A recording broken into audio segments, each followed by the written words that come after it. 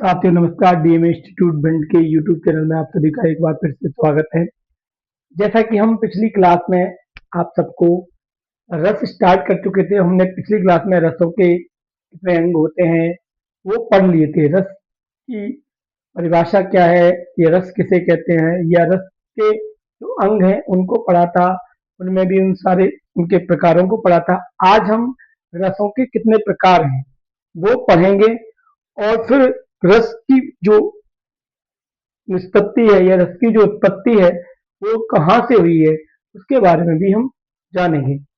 पिछली क्लास में आप सबका सहयोग रहे, अच्छा रहे, मेरे साथ सब लोग जुड़े रहे।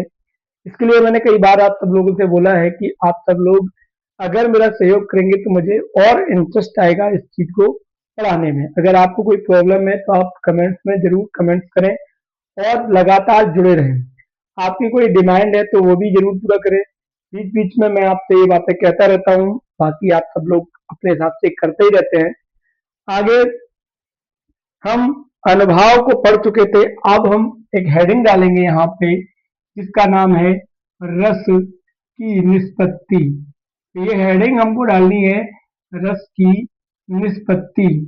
बीच बीच में मैं आप सबसे वही बात बोलता रहता हूँ, इसको आप सब लोग एक सहयोग के तौर पर समझकर लाइक शेयर क्लास को जरूर करते रहें। अगर आपकी कोई समस्या है, कोई भी आपको पूछना है कुछ भी बात, तो आप पूछ सकते हैं, या कोई भी आपको इशू है तो वो भी आप मुझे बता सकते हैं। तो हम इस क्लास को जो चल रही है हमारी रसों की, उसको हम आगे बढ़ाएंगे। आज हम जो हेडिंग डाली है कि रस की निष्पत्ति, तो फिर रस की निष्पत्ति कैसे हुई इसके बारे में हम जानेंगे। इस, इसका जो मतलब है वो है स्थायी भाव के स्थायी भाव जब विभाव अनुभाव एवं संचारी भावों के संयोग से पूर्ण हो जाता है तो वहां पर रस की निष्पत्ति होती है। कहने का मतलब ये है कि स्थायी भाव के कारण जो संचारी भाव स्थायी भाव के कारण विभाव अनुभाव एवं संचारी भाव, तीनों भावों का जब मिलन हो जाए या तीनों भाव उत्पन्न हो जाए तो वहां पर रस की निष्पत्ति होगी। हमने आपको चार अंग बताए थे, में संचारी भाव, स्थायी भाव, अनुभाव और विभाव। विभाव और अनुभाव जैसे मैंने चार बताए थे। इसमें सबसे लास्ट में हमने अनुभाव लिखा था, और अनुभाव के भी हमने चार प्रकार लिखे थे। तो अब सबसे पहले हम इसकी परिभाषा लिखेंगे कि स्थायी भाव। स्थायी भाव जब स्थायी भाव जब विभाव अनुभाव विभाव अनुभाव एवं विभाव अनुभाव एवं संचारी भावों संचारी संचारी भावों संचारी भावों के के संयोग से संयोग से पूर्ण हो जाता है पूर्ण हो जाता है पूर्ण हो जाता है तथा पूर्ण हो जाता है तथा रस की निष्पत्ति होती है तथा तथा रस की निष्पत्ति होती है निष्पत्ति होती है। मतलब सीधी सी बात है, अगर ये चीजें हो जाएंगी तो वहां पर रस उत्पन्न हो जाएगा। बात ये सीधी है, ये चारों चीजों का होना जरूरी है।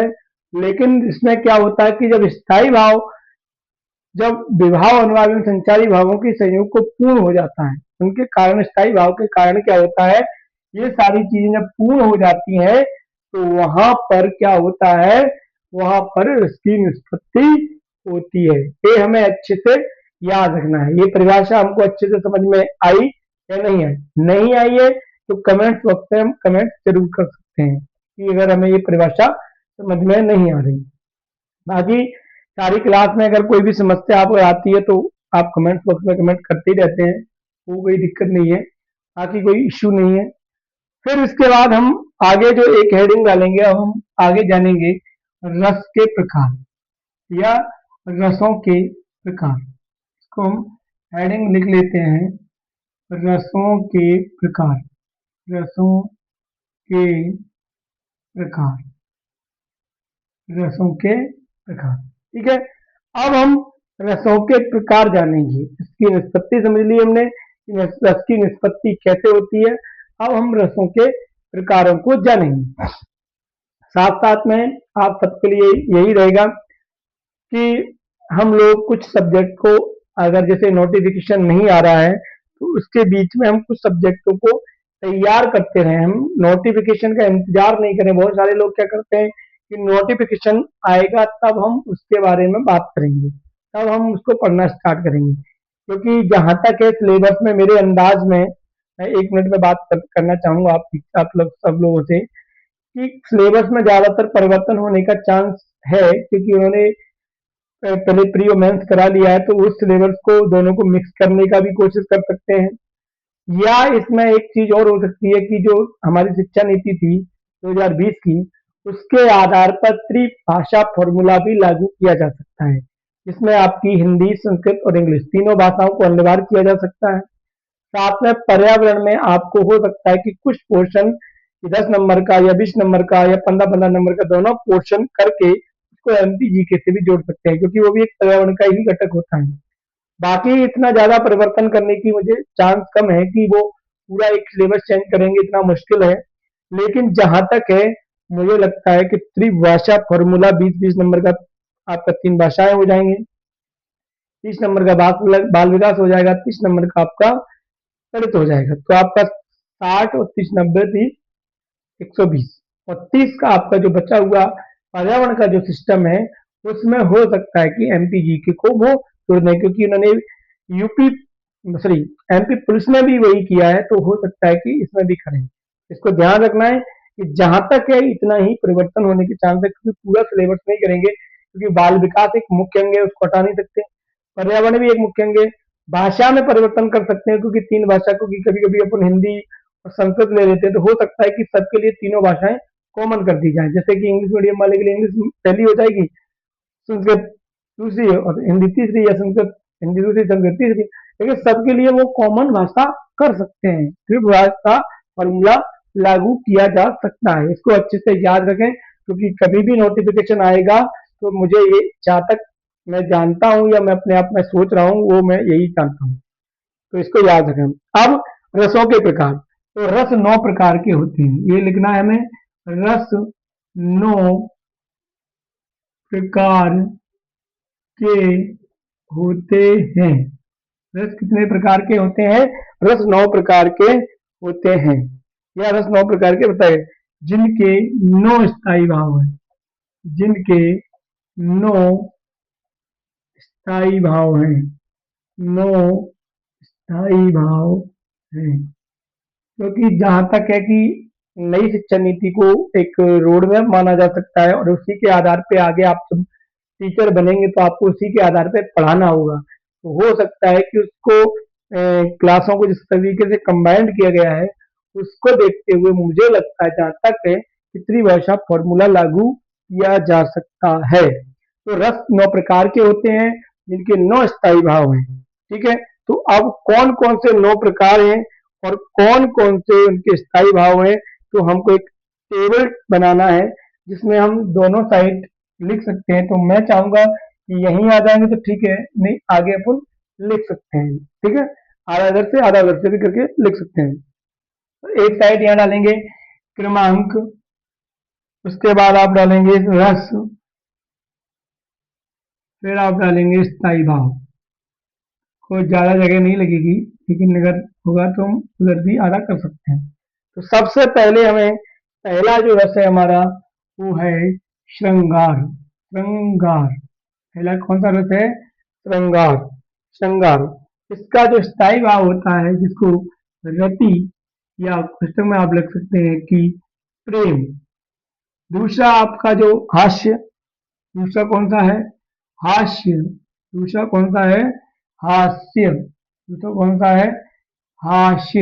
हास्य। बस क्या लिखना, इसमें लिखते हैं, उसकी लिखने की कोई जरूरत भी नहीं है अपनी। हास्य। हास्य को बोलते हैं हास्य। हास्य या हंसी। कोष्टक में लिख सकते हैं इसको हंसी। हंसी। ठीक है। और तीसरा नंबर इसमें लिखना है आपको, हर्ष के बाद लिखना है करुण। करुण। करुण। तो करुण का होता है शोक। शोक। करुण का क्या होता है? शोक या दुख। फिर चौथा नंबर है आपका, करुण के बाद चौथा नंबर है वीर। वीर रस। वीर। वीर का होता है आपका उत्साह। उत्साह। या इसको अपन जोश भी कहते हैं। जोश। एक ही बात है, आप दोनों में से कोई भी चीज समझ सकते हैं। इसके बाद है आपका पांचवा नंबर है रौद्र रस।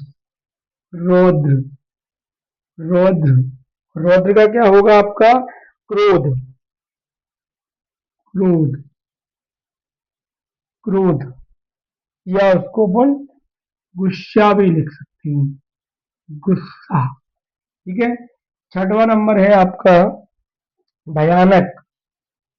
भयानक। इसका आपका होता है भय। भय। या इसको अपन डर भी बोलते हैं, डर। ठीक है। सातवां नंबर है आपका, सातवां नंबर है आपका वीवत्स। वीवत्स। वीवत्स। बस लिख सकते हैं, रस लिखना है तो कोई दिक्कत नहीं। वीवत्स का होता है जुगुप्सा या घृणा। जुगुप्सा। जुगुप्सा। या इसको लिखेंगे घृणा। आपको दिखाई दे रहा है कि नहीं दिख रहा है? एक बार मैं अपने उसमें लिखता हूँ कि आपको ये चीजें क्लियर समझ में आ रही है कि नहीं। ठीक है, कोई बात नहीं है, इशू नहीं है, कोई दिक्कत नहीं है। तो बीबस या जुगुप्सा। ठीक है, इसको आप और बड़ा लिख देते हैं हम, जुगुप्सा। ठीक है। यहाँ आठवां नंबर लिखते हैं आपका अद्भुत। अद्भुत। अद्भुत रस। अद्भुत। यहाँ रस लिख देते हैं, अद्भुत रस का होता है विस्मय। और इसको जो कहते हैं आश्चर्य।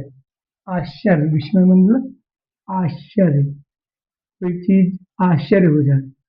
और नवा नंबर आपका है जो है शांत रस। कौन सा रस है? शांत रस। शांत रस।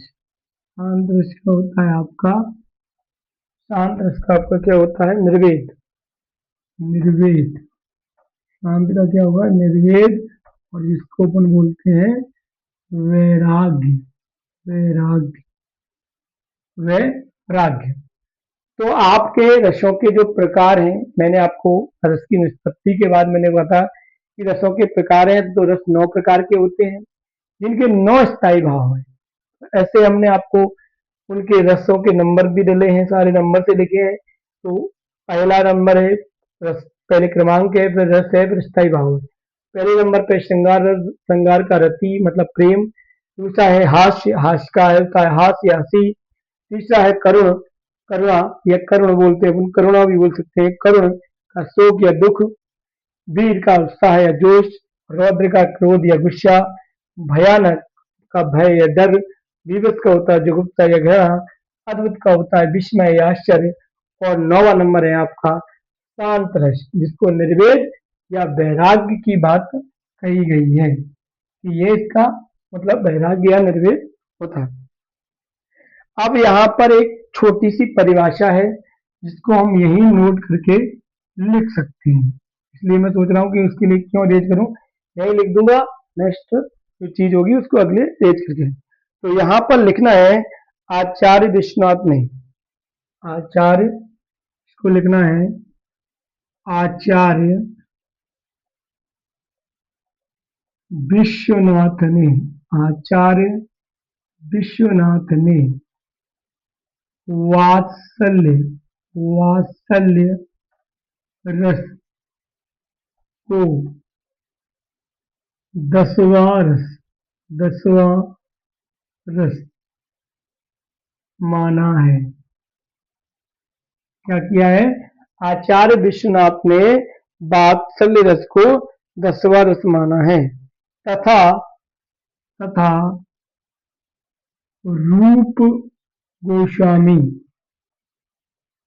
रूप गोस्वामी तुलसीदास, सॉरी रूप गोस्वामी, तुलसीदास नहीं है, रूप गोस्वामी ने, रूप गोस्वामी ने मधुर, मधुर नामक, मधुर नामक 11वें, 11वें, 11वें रस की स्थापना की है। 11वें रस की स्थापना की है, स्थापना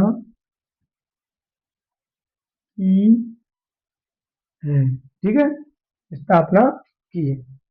अब स्थापना की है जिसे, मधुर, जिसे, जिसे भक्ति, जिसे,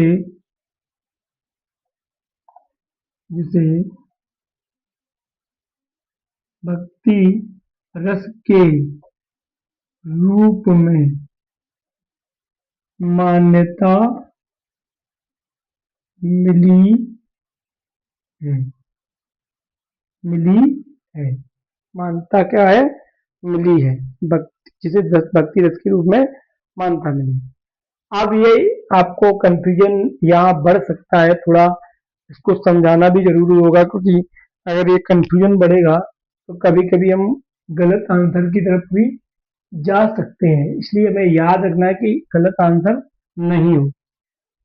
हमारे जो मुख्य रस हैं वो नौ ही हैं, क्योंकि नौ स्थायी भाव है, नौ ही रस हैं।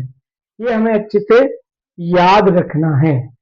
अगर किसी के वक्तव्य पर पूछा जाए तो ही हमें 10वां और 11वां लगाना है। लेकिन अगर कहीं आ जाता है कि रसों की संख्या कितनी है, तो 9 ही है, 9 ही स्थायी भाव है, 9 ही रस है। ये गलती हम कर नहीं सकते, क्योंकि अगर हम ये गलती करेंगे तो वो 10 और 11 ऑप्शन देंगे। और अगर वो कहते हैं कि किसके अनुसार 11 रस माने गए हैं, तो हम रूप गोस्वामी, किसके अनुसार 10 रस माने गए हैं, तो आचार्य विश्वनाथ के अनुसार। ये बात हम लिखेंगे, ये बात हम जानेंगे, क्योंकि हम अगर ये बात लिखेंगे और जानेंगे तभी समझ में आएगा। ये बात हमने इसलिए लिखी थी यहाँ पे आपको नोट में, नहीं हम 10 और 11वां लिख सकते थे कि आचार्य विश्वनाथ ने वात्सल रस को 10वां रस माना है, तथा रूप गोस्वामी ने मधुर नामक 11वें रस की स्थापना की, जिसे जिसे सॉरी जिसके जिसे भक्ति रस के रूप में मान्यता मिली है। तो ये किसके अनुसार है? ये आचार्य रूप गोस्वामी के अनुसार है, वो आचार्य विश्वनाथ के अनुसार है। तो हमें याद रखना है कि इन सब के पूछने के बाद ही है, नहीं तो 9 ही रस हैं और 9 ही उनके स्थायी भाव हैं। ये अच्छे से हमको याद रखना है, क्योंकि गलतियां होने के चांस ज्यादातर यही होते हैं। लोग क्या करते हैं कि हमने 11 रस पढ़ लिए और हमने आंसर आया तो हमने सबसे पहले 11 रस लगा दिए, और 11 रस लगाते ही खन हमारा आंसर क्या होगा? गलत हो जाएगा। और गलत होगा फिर आप मुझे दोष दे देंगे, बोलेंगे सर आपने तो 11 रस पढ़ाए थे। 11 रस है, लेकिन किसके अनुसार है, ये जब क्वेश्चन आता है तब आपको 11 रस लगाना है। किसके अनुसार 10वां रस है, तब 10वां रस लगाना है, नहीं तो 9 ही लगाना है। ठीक है, क्योंकि वो ये कभी नहीं पूछेगा कि मुख्य कितने रस होते हैं, वो यही पूछेगा रस के कितने प्रकार होते हैं। तो आपको रस के 9 प्रकार होते हैं।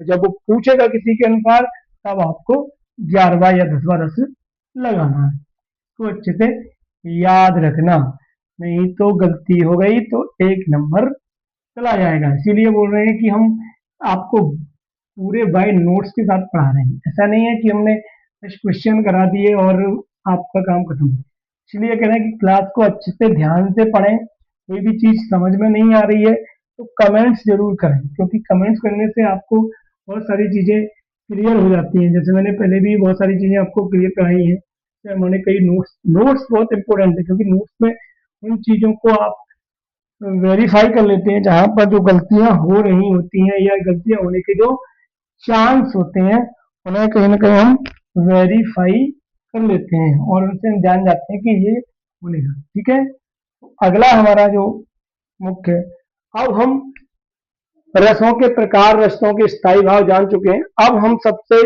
पहले जो पहला नंबर जो हम पढ़ेंगे, जिसको हम बोल रहे हैं कि सबसे पहले जो हम पढ़ेंगे वो हम पढ़ेंगे, पहला नंबर है हमारा श्रृंगार रस।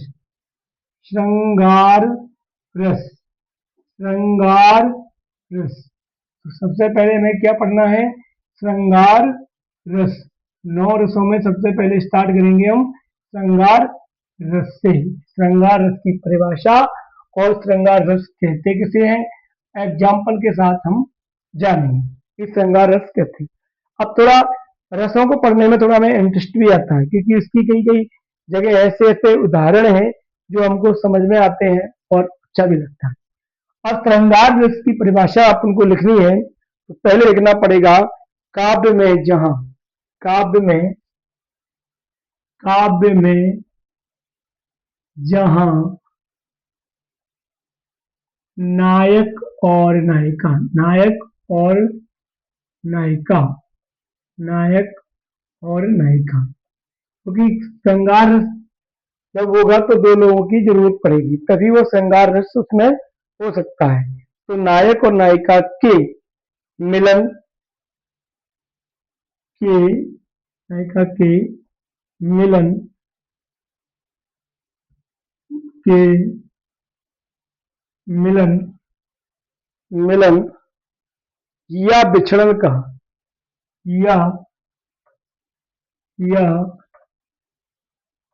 बिछड़न, बिछड़न का, बिछड़न का, बिछड़न का वर्णन होता है, का वर्णन होता है, वर्णन होता है। क्या होता है? वर्णन होता है। वहां, वहां श्रृंगार, वहां पर या वहां श्रृंगार रस, वहां श्रृंगार रस होता है। वहां क्या होता है? वहां श्रृंगार रस होता है। ठीक है, श्रृंगार रस होता है। वहां क्या होता है? श्रृंगार रस होता है। वहां श्रृंगार रस होता है। श्रृंगार रस के, श्रृंगार रस के भी दो प्रकार हैं। यह श्रृंगार रस दो प्रकार का होता है। श्रृंगार रस से लिख दो, दो प्रकार का होता है। श्रृंगार रस कितने प्रकार का होता है? श्रृंगार रस दो प्रकार का होता है। एक होता है आपका, पहला नंबर लिखेंगे आपका संयोग श्रृंगार, संयोग श्रृंगार, और दूसरा लिखेंगे आप वियोग श्रृंगार, वियोग श्रृंगार। तो दो प्रकार होते हैं, संयोग और वियोग। मैंने आपको उसमें परिभाषा में भी लिखाया है, आप परिभाषा से भी समझ सकते हैं। आप देखेंगे परिभाषा में तो आपको समझ में आएगा कि परिभाषा में जो आपको पढ़ाया गया है तो आपको क्लियर हो जाएगा, क्योंकि उसमें जो बताया गया है, तो परिभाषा में आपको जो बताया गया है कि काव्य में जहां नायक और नायिका के मिलन या बिछड़न का वर्णन होता है, वहां श्रृंगार रस होता है। श्रृंगार रस दो प्रकार का होता है, एक होता है संयोग श्रृंगार और एक होता है आपका वियोग श्रृंगार। अब हम सबसे पहले इसमें लिखेंगे संयोग श्रृंगार, संयोग श्रृंगार। संयोग श्रृंगार रस किसे कहते हैं, इसको हम सबसे पहले जानेंगे। इसको सबसे पहले हम जानेंगे कि संयोग श्रृंगार किसे कहते हैं। ठीक है, तो सबसे पहले हमें संयोग श्रृंगार की परिभाषा लिखनी है। संयोग श्रृंगार कहते किसे हैं? ठीक है, संयोग श्रृंगार की जो हम परिभाषा लिखेंगे उससे हमें समझ में आएगा कि संयोग श्रृंगार किसे कहते हैं। लिखना है काव्य में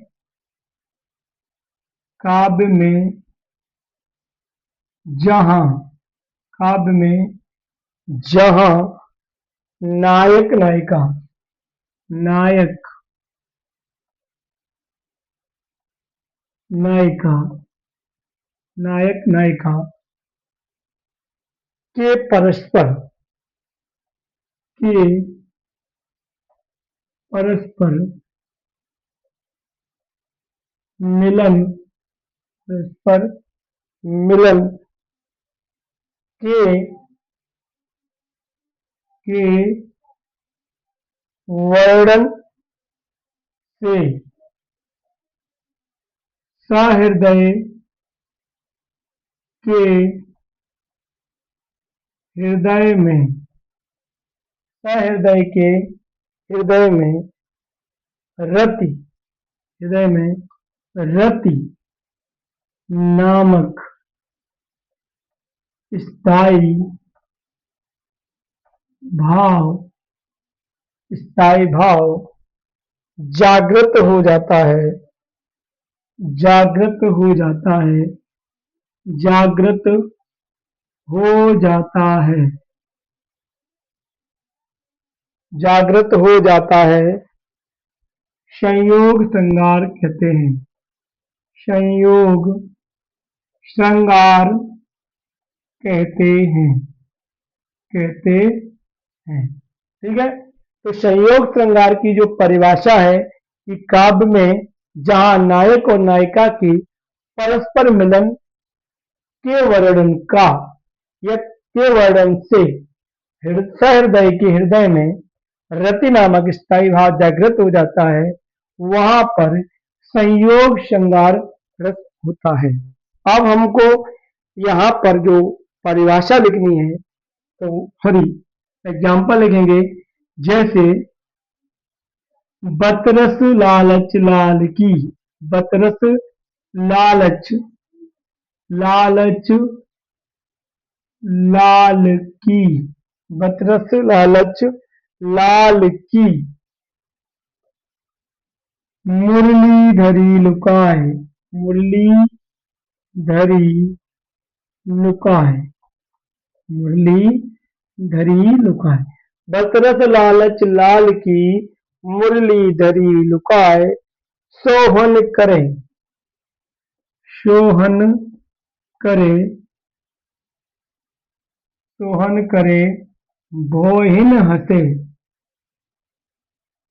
भोहिन हंसे भोहिन हंसे देन कहे नट जाए नट जाए। तो बतरस लालच लाल की मुरली धरी लुकाए सोहन करे भोहिन हंसे देन कहे नट जाए। अब आप इसको समझ रहे होंगे कि यहाँ पर क्या हो रहा है कि बतरस लालच लाल की मुरली धरी लुकाए सोहन करे भोहिन हंसे देन कहे।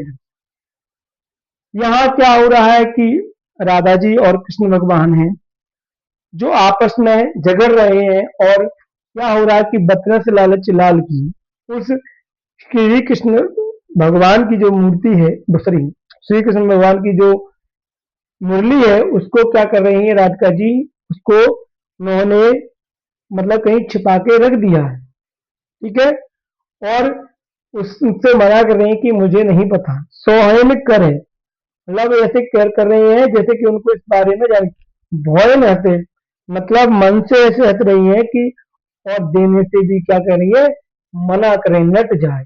यहाँ पर क्या हो रहा है कि दोनों नायक नायिका आपस में इतने सहयोगी हैं या इतने नजदीक हैं, तो आपस में इतना ये सारी चीजें चल रही हैं, इनके कारण यहाँ पर जो रस उत्पन्न हो रहा है वो आपका श्रृंगार रस उत्पन्न हो रहा है, जिसमें कहा भी गया है कि काव्य में जहां नायक और नायिका के परस्पर मिलन के वर्णन से सहृदय के हृदय में रति नामक स्थायी भाव जागृत हो जाता है, वहां श्रृंगार रस या उसे संयोग श्रृंगार रस कहते हैं। बतरत लालच लाल की मुरली धरी लुकाए, सोहन करे भोयन हंसे देन कहे नट जाए। तो ये हो रहा है कि आपस में दोनों इसके लिए झगड़ रहे हैं, आपस में दोनों लोग मस्ती कर रहे हैं। ये क्या हो रहा है कि नायक नायिका आपस में मिल रहे हैं यहाँ पर। तो ऐसा कहा गया कि यहाँ संयोग श्रृंगार रस है। अब हम दूसरा जो इसका रस है वियोग। अब हम दूसरा जो रस पढ़ेंगे वो है आपका वियोग, वियोग श्रृंगार। दूसरा प्रकार है आपका वियोग श्रृंगार, वियोग श्रृंगार, वियोग श्रृंगार रस, वियोग श्रृंगार रस। तो हमने जैसे उसमें परिभाषा लिखी थी सेम इसमें भी वही है, मिलन की जगह खाली आपको विचरण लिखना है। तो काव्य में जहां लिखना है, काव्य में जहां नायक और नायिका के परस्पर विचरण, विचरण, परस्पर विचरण, परस्पर विचरण के वर्णन से, के वर्णन से हृदय के सहृदय में, हृदय के सहृदय में, यहां भी आपको लिखना होगा हृदय के सहृदय में स्थित, हृदय के सहृदय में स्थित रति। अब आप बोलेंगे रति यहाँ, क्योंकि रति श्रृंगार का ही तो स्थायी भाव है। रति नामक स्थायी भाव, रति नामक स्थायी भाव जागृत, रति नामक स्थायी भाव जागृत, जागृत हो जाता है, जागृत हो जाता है, हो जाता है वहां, यह हो जाता है वियोग श्रृंगार रस कहते हैं, वियोग श्रृंगार रस कहते हैं। इसे हमें अच्छे से याद रखना है इसकी परिभाषा। काव्य में जहां नायक और नायिका के परस्पर विचलन के वर्णन से हृदय के सहृदय में स्थित रति नामक स्थायी भाव जागृत हो जाता है, वे जागृत हो जाता है, वियोग श्रृंगार रस कहते हैं। वहां पर भी रति नामक स्थायी भाव जागृत होगा, क्योंकि श्रृंगार रस का जो स्थायी भाव है वो रति ही है। तो हमें याद रखना है कि दोनों जगह रति ही आएगा, अलग नहीं होगा। बस इसमें दोनों चीजें श्रृंगार रस में कही गई थी, मिलन और विचरण की। तो यहाँ वियोग हो रहा है तो विचरण हो रही है, और जहां संयोग होगा वहां पर मिलन होगा।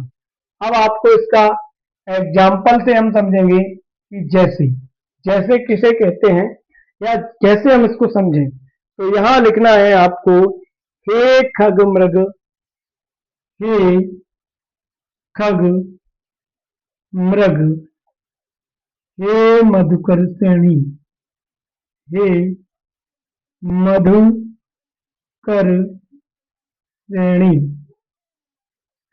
मधुकर श्रेणी, हे खग मृग, हे खग मृग, हे मधुकर श्रेणी, तुम देखी, तुम देखी, तुम देखी सीता मृग नयनी, मृग नयनी, मृग नयनी। तो अब आपको यहां से बात समझ में आ रही होगी कि जब सीता जी उस समय उस कुटिया में रहते हैं और लक्ष्मण जी जब उस राम जब उसके पीछे चले जाते हैं रण के पीछे, तो वहां से कृष्ण सॉरी वहां से लक्ष्मण जी भी उनके साथ चले जाते हैं, क्योंकि ऐसी आवाज सुनाई देती है। और सीता जी के जब बार बार उकसाने के बाद चले जाते हैं तो रावण उनको वहां से क्या करता है, उठा ले जाता है। और जब वो चला जाता है तो राम जब दोबारा कुटिया में लौटते हैं, उस समय के बाद जब देखते हैं कि सीता जी नहीं है, तो उनके लिए जब वो भटक रहे हैं तो बार बार कह रहे हैं हे खग, हे मृग। मृग माने हिरण, खग माने जो पक्षी। तो ये पक्षियों और हिरण, फूल पौधे जो भी हैं उन सब से कह रहे हैं हे खग मृग, हे मधुकर श्रेणी। जितने भी सारे लोग हैं, आ, आकाश पाताल जहां भी लोग हैं, क्या आपने तुमने देखी सीता मृग नहीं। तो वो कह रहे हैं कि आप, वो इतने वियोग में सीता जी के, कि वो इतनी सारी बातों को कह रहे हैं कि हे खग मृग मधुकर श्रेणी भौरे मृग। हाँ, तो मतलब आपका जो हिरण है, ये आपका पक्षी है, जो सारे लोग हैं उनसे कह रहे हैं हे खग मृग, हे मधुकर श्रेणी। फिर कहते हैं तुम देखी सीता मृग नहीं, तुमने सीता को जो मृग के समान है, मृग के नयन के समान है, उनको आपने देखा है। वो ये रोते हुए विलाप करते हुए उनके वियोग में ये सारी बातें कहते हुए आगे बढ़ रहे हैं। तो यहाँ पर क्या है कि सीता जी से जब उनका वियोग हुआ है, उस समय ये बात कही गई है कि हे खग मृग, हे मधुकर श्रेणी, तुम देखी सीता, तुम देखी सीता मृग नयनी। तो ये बात आपको समझ में आनी चाहिए कि यहाँ पर क्या हो रहा है, वियोग। और जब मैंने इससे पहले पढ़ाया था तो उसमें था संयोग। तो आगे हम एक चीज समझ में आ गई कि वियोग और संयोग में रति नामक जो स्थायी भाव है दोनों में रहेगा। श्रृंगार के दो भाग थे, संयोग और वियोग। हमने दोनों को अच्छे से पढ़ लिया है, दोनों को अच्छे से जाना है। कोई भी समस्या है तो आप लोग बीच बीच में कमेंट्स करते रहा करें, और कोई भी चीज आपको पूछनी है तो आप पूछ सकते हैं कमेंट्स के द्वारा। बाकी चीजें अगर आपको समझ में नहीं आ रही हैं तो आप जरूर पूछें। अगला हमारा दूसरा नंबर जो रस है, वो है आपका, दूसरा जो है वो है हास्य रस। हास्य रस को हम लिखेंगे, हास्य रस किसे कहते हैं। तो हास्य रस को की परिभाषा और फिर उदाहरण से हम उसे समझेंगे। हास्य रस कैसे किसे है। अब लगभग सब में वैसी ही परिभाषाएं रहेंगी, लेकिन हम उन परिभाषाओं को जानेंगे। अब हास्य क्या है, किसी की विचित्र की परिभाषा लिखेंगे, किसी की विचित्र वेशभूषा, वेशभूषा, किसी की वेशभूषा, वेशभूषा, किसी की विचित्र वेशभूषा देखकर या देखकर या विचित्र देखकर या विचित्र वार्तालाप को सुनकर, विचित्र वार्तालाप को सुनकर, वार्तालाप को सुनकर, वार्तालाप को सुनकर, वार्तालाप को सुनकर सहृदय की, सहृदय के हृदय में, सहृदय के हृदय में, सहृदय के हृदय में हास नामक, हास नामक, हास नामक स्थायी भाव, स्थायी भाव जागृत हो जाता है, जागृत हो जाता है। हास्य रस कहते हैं, हास्य रस कहते हैं, हास्य रस कहते हैं। तो इसकी परिभाषा हमने लिखी है कि किसी की विचित्र वेशभूषा देखकर, किसी की विचित्र वेशभूषा देखकर या विचित्र वार्तालाप को सुनकर हृदय के सहृदय में हास नामक जो स्थायी भाव जागृत हो जाता है, उसे हम हास रस या हास रस कहते हैं, हास्य रस कहते हैं। तो हम हास्य रस किसे कहते हैं, इसको परिभाषा लिखेंगे, लिख ली है। अब हम परिभाषा को जान गए, इसके बाद हम इसको एग्जाम्पल से समझेंगे कि कैसे हमें समझ में आएगा कि इसमें हास रस है। पहले तो हमें सबसे मोस्ट इंपॉर्टेंट है कि हमें परिभाषा आनी चाहिए। अगर हम परिभाषा लिख लेंगे तो हम सभी परिभाषा हम याद कर लेंगे तो हम आसानी से क्या कर सकते हैं कि हम इसको जान सकते हैं कि कौन सा रस है।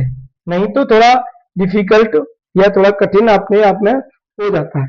ठीक है, तो इसका हम उदाहरण यहाँ बन जाएगा, तो देखते हैं पहले, उसके बाद एडिट करेंगे। अगर नहीं बनेगा तो जैसे जैसे लिखेंगे, यहाँ लिखेंगे जैसे जैसे आप इसको इसके नीचे लिखना, यहाँ नहीं लिखना, लेकिन हम लिख दें, जगह नहीं है। जब धूमधाम से, जब धूम धाम से, जब धूमधाम से जाती है बारात किसी की, बारात किसी की। ठीक है, जब धूमधाम से जाती है बारात किसी की, सज धज कर, सज धज कर, सज धज कर, सज धज कर, सज धज कर, तो मन करता है, तो मन करता है, तो मन करता है, तो मन करता है, दूल्हे को धक्का धक्का दूल्हे को धक्का, दूल्हे को धक्का दे, दूल्हे को धक्का दे, दूल्हे को धक्का दे, तो मन करता है दूल्हे को धक्का दे, जा बैठूं घोड़े पर, जा बैठूं घोड़े पर, घोड़े पर, जा बैठूं घोड़े पर, जा बैठूं घोड़े पर, जा बैठूं घोड़े पर, सपनों में भी, सपनों में भी शादी, सपनों में भी शादी, मेरी शादी होती, सपनों में भी मेरी शादी होती, दिखलाई दिखलाई दिखलाई देती है, दिखलाई दिखलाई देती है, दिखलाई देती है। बरमाला बरमाला ले दुल्हन, बरमाला ले दुल्हन, बरमाला ले दुल्हन, बढ़ती बस, बढ़ती बस नींद, नींद तभी खुल जाती है, नींद तभी खुल जाती है, बस नींद तभी खुल जाती है। अब इसको समझना है कि बहुत सरल है, लेकिन थोड़ा हास्य की बात है यहाँ। तो जब धूमधाम से जाती है बारात किसी की, सज धज कर तो मन करता है दूल्हे को धक्का दे, जा बैठूं घोड़े पर, सपनों में सपनों में भी मेरी शादी होती, दिखलाई देती है, बरमाला ले दुल्हन, बढ़ती बस नींद तभी खुल जाती। तो यहाँ हास्य की बात यह है कि वो इस प्रकार की बात कर रहा है कि वो बात सत्य नहीं है, लेकिन सपनों में वो देख रहा है, तो ये सत्यार्थ के तौर पर उसको दिख रहा है। और जब वो ये सारी चीजें होती हैं कि धूमधाम से शादी जब किसी की हो रही है, वो सपने में देख रहा है, बारात भी आ रही है सज धज कर, तो मन करता है कि मैं भी जाऊं, और दूल्हा जो बैठा है उसको देख कर कह रहा है कि मैं भी उस पर बैठ जाऊं।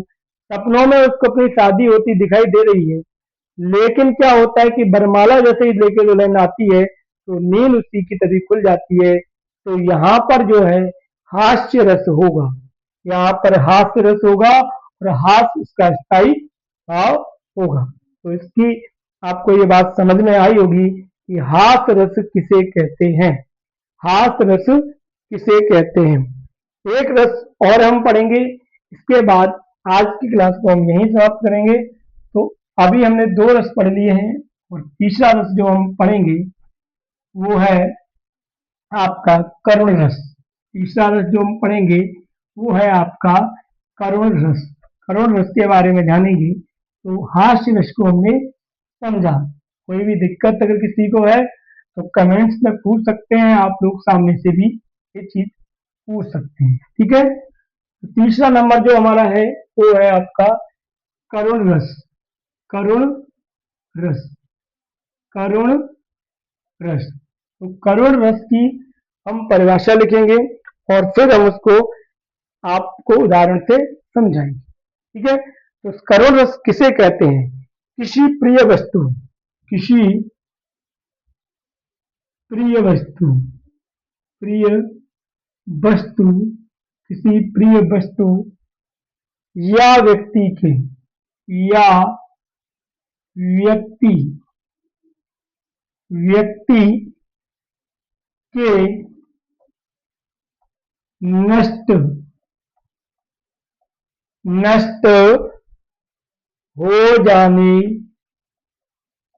या नष्ट हो जाने, या अनिष्ट की, या अनिष्ट की आशा, अनिष्ट की आशा होने पर, होने पर हृदय के सहृदय में, हृदय के सहृदय में, हृदय के सहृदय में शोक नामक, हृदय में शोक नामक, शोक नामक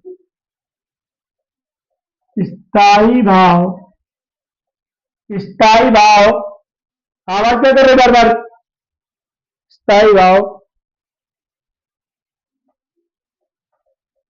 जागृत होता है, जागृत होता है, या जागृत हो जाता है, जागृत हो जाता है, जागृत हो जाता है। करुण रस, करुण रस कहते हैं, करुण रस कहते हैं, करुण रस कहते हैं, ठीक है।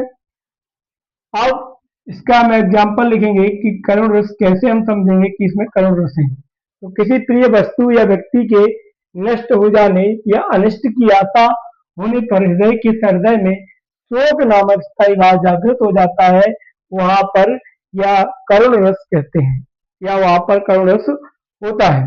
जैसे देख सुदामा की दीन दशा, देख सुदामा की दीन दशा, दीन दशा, देख सुदामा की दीन दशा, देख सुदामा की दीन दशा, देख सुदामा की दीन दशा, करुणा करके करुणानिधि रोई, करुणा करके करुणा निधि रोई, देख सुदामा की दीन दशा, करुणा करके, करुणा करके करुणा निधि रोए, करुणा निधि रोए, करुणा निधि रोए, करुणा निधि रोए। हाय महादुख, हाय महादुख, हाय महादुख, ऐसे भी लिख सकते हैं इसको, या इसको नहीं लिखेंगे तो ऐसे भी, हाय महादुख पायो, पायो सखा तुम, हाय महादुख, हाय महादुख पायो सखा तुम, आए इते, आए इते न, आए इते न किते दिन खोई, दिन खोए। ठीक है, तो आपको समझ में आ गया होगा कि देख सुदामा की इते न किते, इते न किते, इते न किते दिन खोई। ठीक है, ओके। तो देख सुदामा की दीन दशा, करुणा करके करुणा निधि रोए, हाय महादुख पायो सका तुम, आए इते न किते दिन खोई। तो क्या है कि जब कहा गया है कि किसी प्रिय वस्तु या व्यक्ति के नष्ट हो जाने या नष्ट होने की आशा पर हृदय के हृदय में जो शोक नामक अस्थायी भाव जागृत होता है, वहां पर कौन रस होता है। जब सुदामा जी द्वारका में अपने राजा, या उस समय कृष्ण भगवान राजा थे, तो उनसे मिलने जब जाते हैं, और जब द्वार पर वो उनको द्वारपाल रोक लेते हैं, जब कृष्ण भगवान अंदर से देखते हैं तो उन्हें लेने के लिए दौड़ पड़ते हैं, और जब उनसे मिलते हैं तो कहते हैं, सुदामा जी की स्थिति को देखकर उनसे कहते हैं, देख सुदामा की दीन दशा, करुणा करके करुणा निधि रोई। उस समय उनकी उस स्थिति को देखकर भगवान भी रोने लगे। भगवान उनकी स्थिति को देखकर क्या हो गए, करुणामय, करुणा निधि, जो खुद करुणा निधि है, जो खुद दूसरों को करुणा देने वाले हैं, वो खुद उस व्यवस्था को या उस समय की स्थिति को देखकर रोने लगे। हाय महादुख पायो सखा, वो कह रहे हैं, हे शका तुमने इतना बड़ा महादुख पाया है। हालांकि इसकी कथा अलग है, उसको बारे में बात नहीं करेंगे। तुम आए इतना, वो कह रहे हैं इतना बड़ा दुख होने के बाद भी तुम इधर नहीं आए, क्यों नहीं आए, इधर क्यों नहीं आए। इतने आए कितने दिन खोए, मतलब यहां भी नहीं आए, और गएगा तो ये इतने दिन कहाँ खो दिए आपने, आपने आने में बहुत देर कर दी। क्योंकि उनकी स्थिति देखकर कृष्ण भगवान को रोना आ रहा था कि मेरा एक मित्र है, जो एक मतलब सच्चा मित्र था, जिसकी आज ये स्थिति है, और वो भी मेरे ही कारण है। क्योंकि इसके पीछे की कुछ कथा है, उसमें कुछ बातें हैं, लेकिन उनको नहीं करते हुए, लेकिन वो सोच रहे हैं कि ये स्थिति भी मेरे कारण है, और आज ये व्यक्ति इस प्रकार का है। तो वो रोने लगे और रोकर पूछ रहे हैं कि हे शका, इतने दिन तुम कहाँ थे, क्यों नहीं आए, पहले क्यों नहीं आए, पहले आ जाते। तो ये सारी चीजें का वर्णन किया गया है। तो यहाँ पर जब ऐसी स्थिति पैदा हो जाएगी, तो वहां पर आपको करुण रस दिखाई देगा, या करुण रस होगा। ऐसा कोई भी एग्जाम्पल जहां आपको मिलता है या दिखता है, तो वहां आप उसको करुण रस मानेंगे, या करुण रस वो होगा। तो आज की क्लास को साथियों हम यही समाप्त करेंगे। शेष जो भी बचे हैं आपके, जो रह गए हैं रस, वो अगली नेक्स्ट क्लास में हम पूरा करेंगे।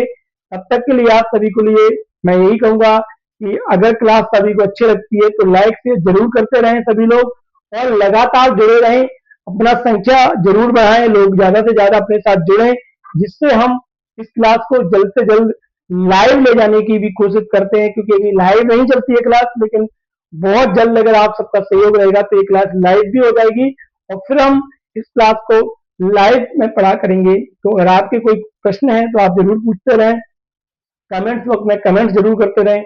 आज की क्लास के लिए सभी को नमस्कार, मिलते हैं नेक्स्ट क्लास में, तब तक के लिए राम राम, जय श्री राम।